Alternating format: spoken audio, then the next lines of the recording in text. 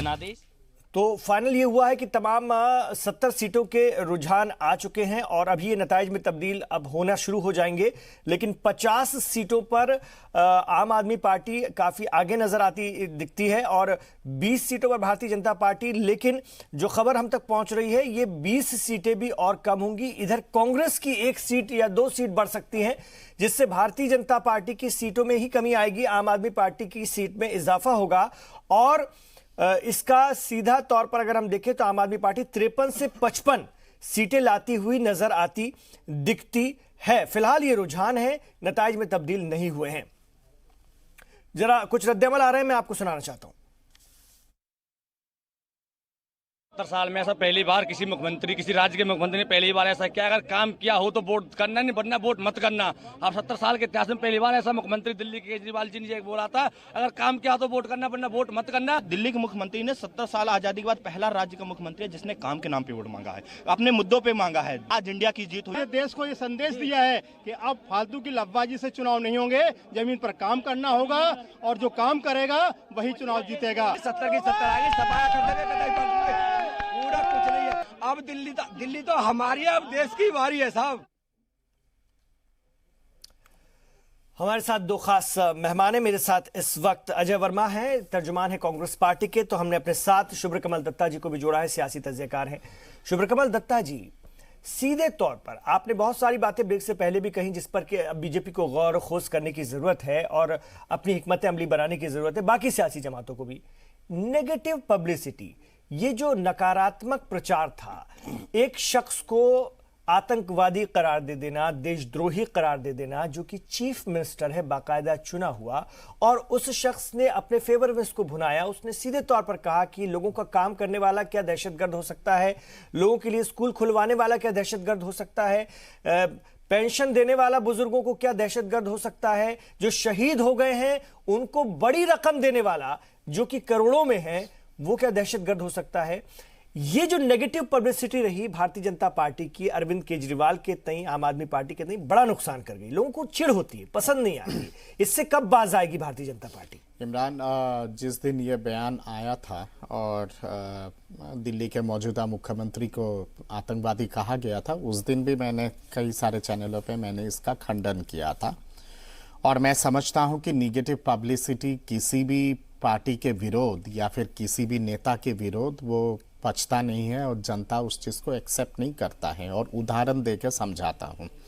2014 में, 2019 में माननीय नरेंद्र मोदी जी के विरोध तमाम जितने सारे पार्टियों ने निगेटिव पब्लिसिटी की है और जिस तरह से पर्सनल स्लैंडरिंग किया गया लगातार मोदी जी के विरोध, वो कहीं ना कहीं पे खतरनाक रूप में तमाम विपक्ष के पार्टी के ऊपर हावी हुआ वो निगेटिव पब्लिसिटी। और जनता ने बिल्कुल उस चीज़ को बर्दाश्त नहीं किया और एक लैंडस्लाइड मैंडेट मोदी जी के लीडरशिप पे राष्ट्रीय परिपक्ष में जनता ने दिया।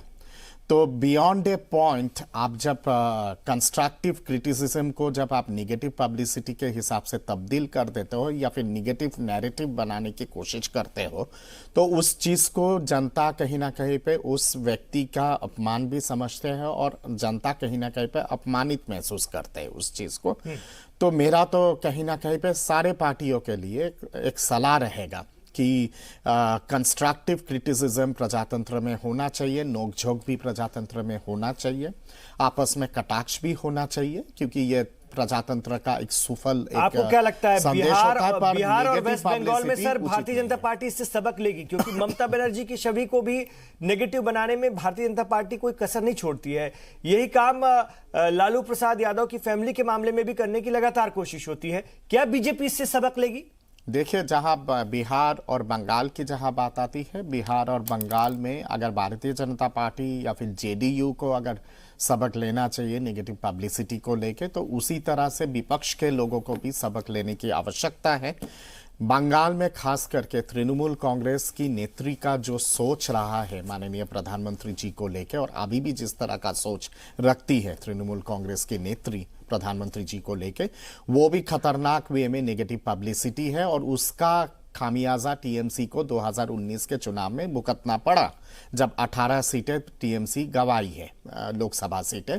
तो कहीं ना कहीं पे मेरा कहने का मतलब यही है कि सक्षम लीडरशिप को लेके जिनका एक लोकप्रियता है लोगों के बीच में, उनको जब आप एकदम पुश टू द वॉल करके और नेगेटिव स्लैंडरिंग और नेगेटिव पब्लिसिटी आप करते हैं और किसी तरह का मतलब बयानबाजी का घिनौना स्तर को जब आप लांग जाते हैं, तो वो जनता उस चीज को एक्सेप्ट नहीं करती है, चाहे वो अरविंद केजरीवाल के परिपक्ष में क्यों ना हो, चाहे वो 2019 के चुनाव में, लोकसभा चुनाव में माननीय प्रधानमंत्री जी के परिपक्ष में क्यों ना हो।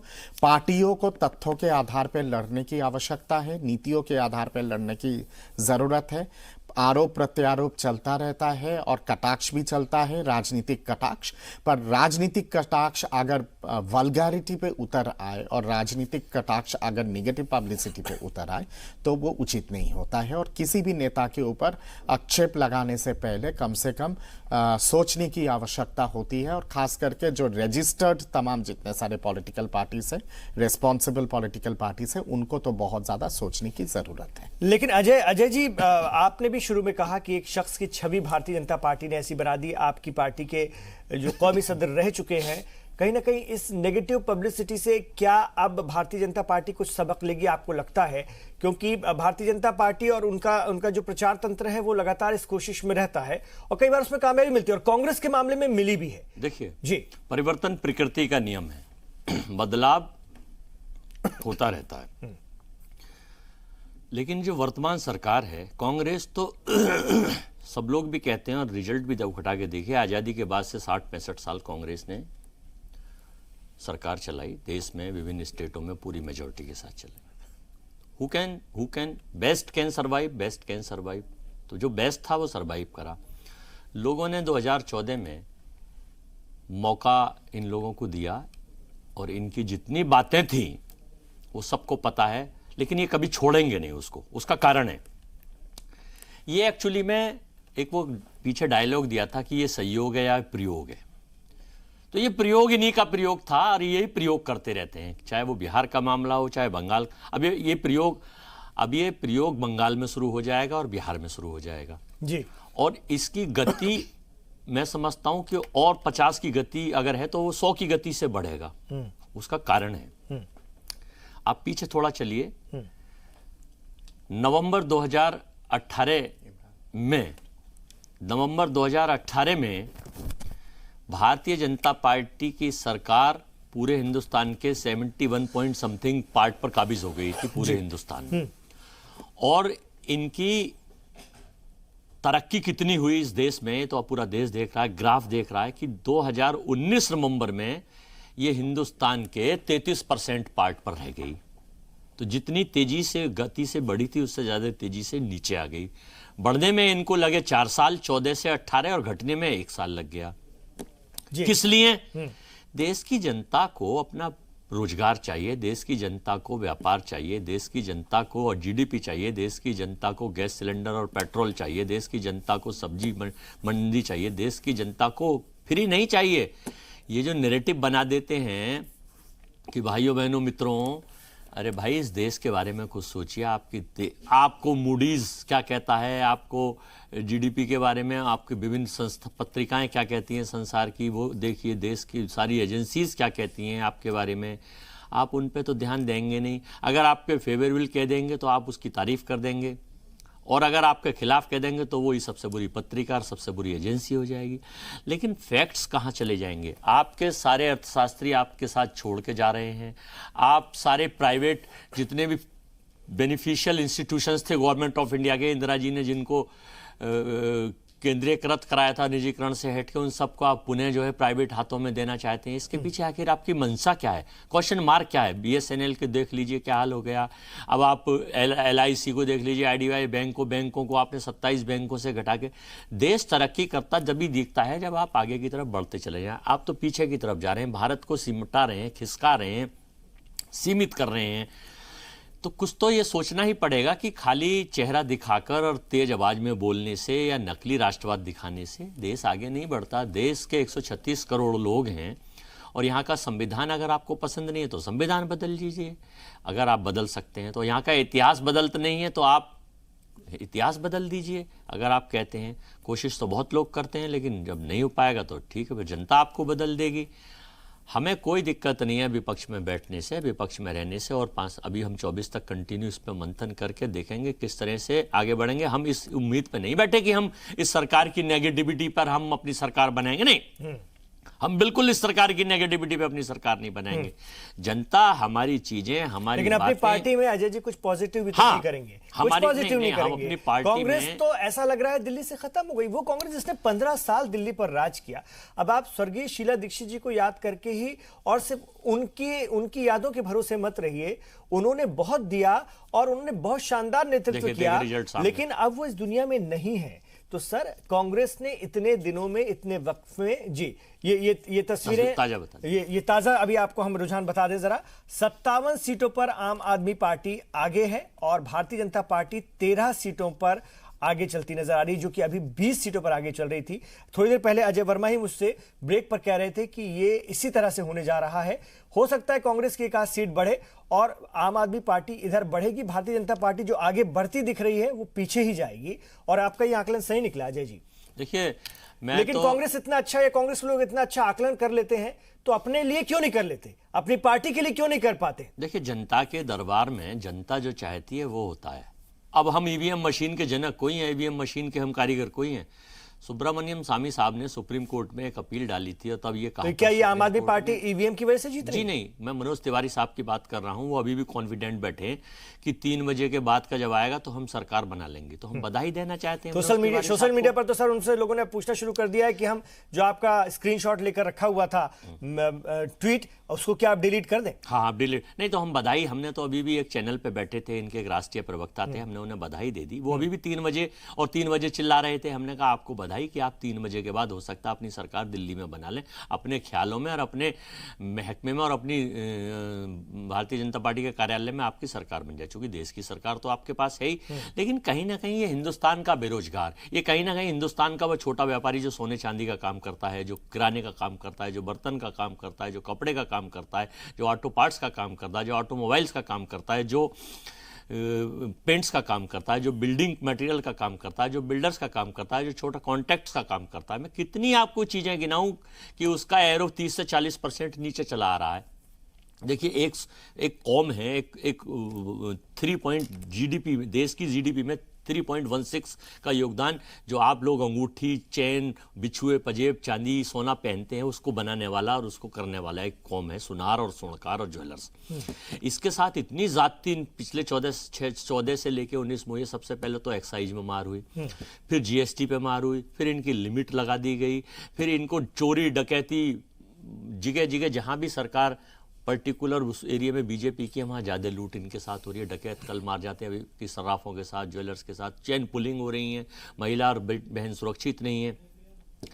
आईना दिखता है सरकार का कि टारगेट सरकार आखिर क्या है। अगर सरकार स्वच्छता की बात करती है तो मैं समझता हूं कि स्वच्छ होने से पहले माहौल का स्वच्छ होना बहुत जरूरी है, बिजनेस का स्वच्छ होना बहुत जरूरी है। बिजनेस को आप तो बिल्कुल ही स्वच्छ करे दे रहे हैं।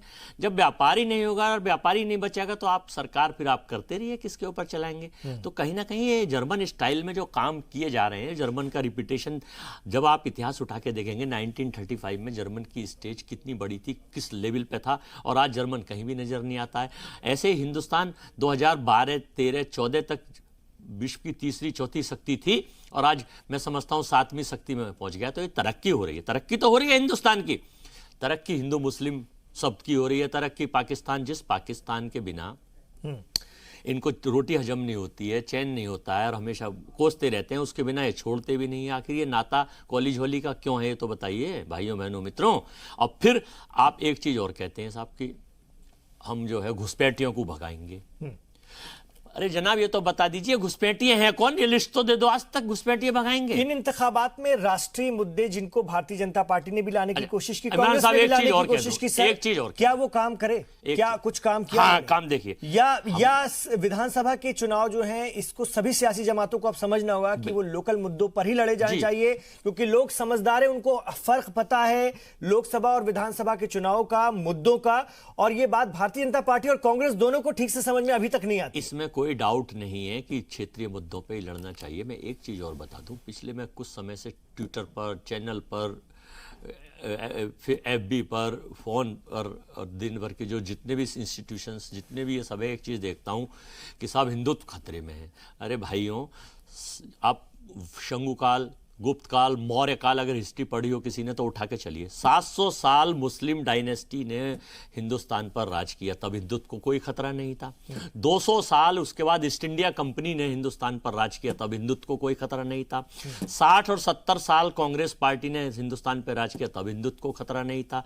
बस पिछले 6 साल से ही 13-14% जो लोग हैं हिंदुत्व को खतरा उनसे हो गया है। मुझे पता तो चले कि कौन सा हिंदुत्व का खतरा है। मैं पूछना चाहता हूं बड़ी विनम्रता के साथ कि 30 स्टेट हिंदुस्तान में, एक भी स्टेट का चीफ मिनिस्टर मुस्लिम नहीं है, तो हिंदुत्व को खतरा है साहब।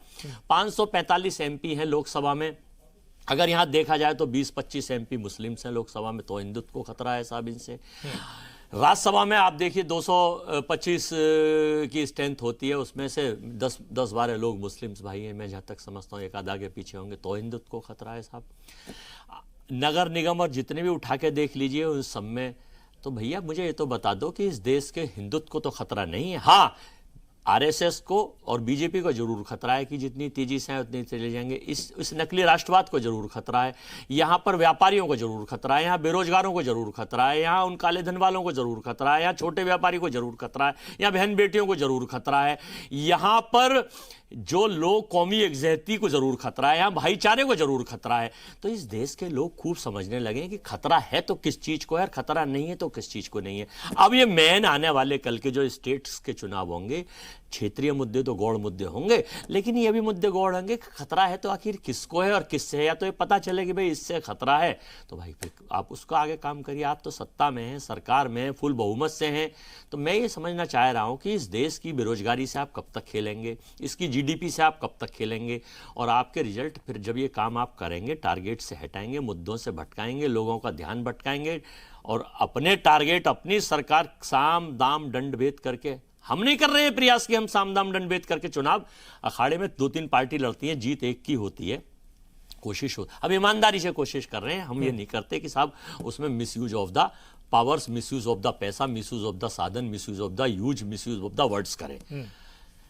अपना अपना तरीका है, इनकी स्ट्रेटेलॉजी है, तो बस ये इनका है। देश की जनता को कहीं ना कहीं समझना पड़ेगा। आप चुनिए किसी भी पार्टी को, इसमें कोई डाउट नहीं है कि आप कांग्रेस चुने, आप BJP चुने, आप चुने या अदर्स पार्टी चुने, लेकिन अब ये नैरेटिव तय करना पड़ेगा कि हिंदुस्तान के मुद्दों पर देश में कौन सी पार्टी आपको कर सकती है, आने वाले कल में आपको क्या बदलाव दे सकती है और स्टेट में क्या कर सकते हैं। जरूरी नहीं है कि डबल इंजन और ट्रिपल इंजन आपको फायदा देगा। आप इतने खुश हो रहे हैं अजय वर्मा जी, ऐसा लग रहा है जैसे कांग्रेस ने बहुत कमाल कर दिया। ये तो बिगानी शादी में अब्दुल्ला दीवाने हुए आप जा रहे हैं। और मैं देख रहा हूं यहाँ पे सोशल मीडिया में भी कांग्रेस के जितने लोग हैं वो तो ऐसे उछल रहे हैं जैसे कि कमाल हो गया। 0 सीट, अभी भी एक सीट पर भी आप रुझान में आगे नहीं चल रहे हैं, जैसा कि अभी हम दिखा रहे हैं। एक आध सीट पर आप खुद कह रहे हैं कि आगे बढ़ सकते हैं, और आपकी दीवानगी का आलम ऐसा है जैसे कि कमाल कर दिया। ये कांग्रेस कहां जा रही है? राष्ट्रीय पार्टी, अगर सत्यता इसने दिल्ली में 15 साल राज किया। अगर सत्यता कहना खुशी होना है तो कोई दिक्कत नहीं है, हम सत्यता तो कह रहे हैं, लोगों को बता तो रहे हैं। और हमारी अगर इस बताने से कुछ लोगों की समझ में भी आ जाए,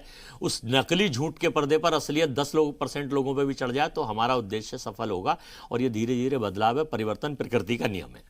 चलिए ठीक है, एक वक्फा मैं यहां पर लूंगा। बहुत शुक्रिया आपका अजय वर्मा जी हमसे बात करने के लिए। थोड़ी देर बाद मुमताज भी होंगी। तो इस वक्त आप देख रहे हैं जो नताइज अभी तो फिलहाल नहीं आए हैं। रुझान 56 सीटों में आम आदमी पार्टी को बढ़त दिखाते नजर आते हैं, और आम आदमी पार्टी अब काफी आगे निकल चुकी है। अगर हम बात करें रुझानों में, यही नतीजे में अगर तब्दील होते हैं तो फिर ये बराबरी भारतीय जनता पार्टी नहीं कर पाएगी। भारतीय जनता पार्टी सिमट रही है, 14 सीटों पर इस वक्त रुझान में आगे जाती नजर आ रही है। फिलहाल ये नतीजे में तब्दील नहीं हुए। थोड़ी देर बाद अब्बास मेहंदी आपके साथ होंगे, मुमताज मेरी सहयोगी आपके साथ होंगी। इस बातचीत को हम आगे बढ़ाएंगे। आप रहिए जी सलाम के साथ। जनादेश आज भाजपा के पक्ष में आने वाला है। कि मुझे ऐसा लगता है कि बीजेपी बहुत अच्छा करने वाली है।